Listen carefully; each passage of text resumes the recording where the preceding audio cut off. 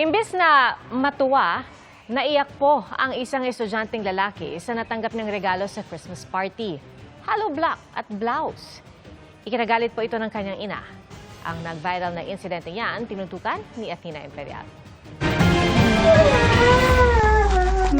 Viral ang videong ito ng batang 12 taong gulang na umiiyak dahil sa natanggap niyang regalo sa Christmas party. Ayan, Mama Hollow Blocks. Ang bigat niyan, ma'am. May asthma yung anak ko. Hindi ko pinagbubuhat ng mabigat.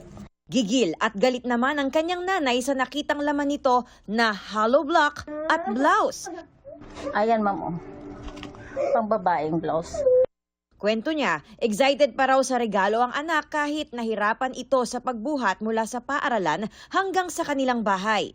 Tinulungan pa nga raw niya ang anak sa pagbuhat at nagtaka kung bakit ito mabigat. Nang makita ng anak ang pink blouse, Lumakas yung iyak niya. Ang sabi niya sa akin, Mama, natatanggap ko naman na bakla ako pero hindi pa ako nagsusuot niyan. agad kinontak ni Evelyn ang class advisor ng anak at ipinadala rito ang natanggap na regalo. Pinagsabihan daw ng guro ang estudyanteng nagregalo sa kanyang anak at ipinatawag ito at ang guardians nito. Sa kanila umanong pag-uusap, sinabi ng guardians ng bata na binigyan nila ito ng 200 pesos para pambili ng regalo. Pero hindi raw nila alam ang binili ng bata. Nanghingi sila ng sorry, wala naman kaming magagawa kung hindi tanggapin.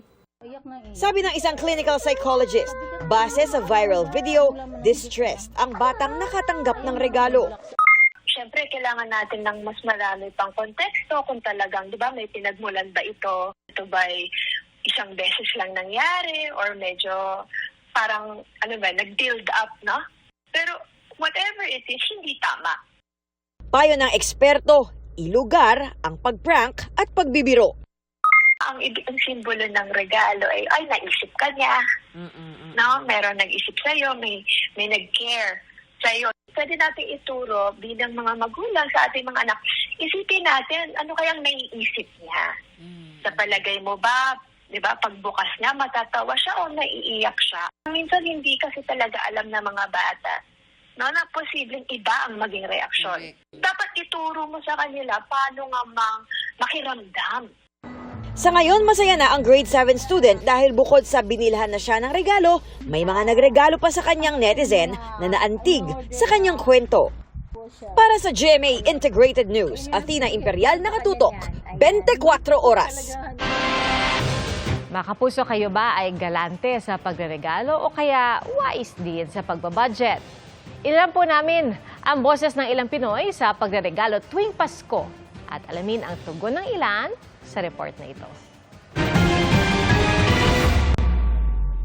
This is the season for gift giving, pero in this economy, napamahal ang mga bilihin, napapag-give love on Christmas Day na lang ang ilan.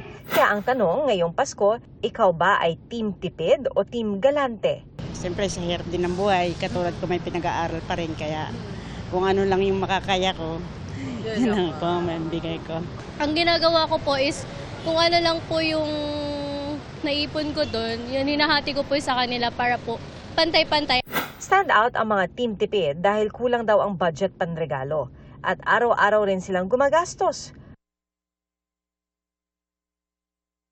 Ang iba, wala pa raw kasi silang trabaho o kung may trabaho man, walang bonus at 13th month pay.